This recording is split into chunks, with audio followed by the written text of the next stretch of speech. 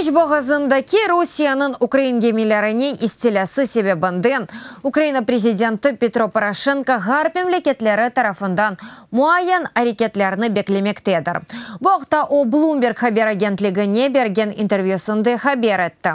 Порошенконың сөзлеріне көре, Америка Бірлешкен Devletleri, G7 мемлекетлері, Авропа Бірлігі ве дегер мемлекетлерінің қатты білдірулері Украина үшін бұйық ярдымдар. Президент қайт етті ке Русияда жавузының мұнасебетінен Украина ве ғарп мемлекетлері күч құветлеріні бірлештірмек кереклер.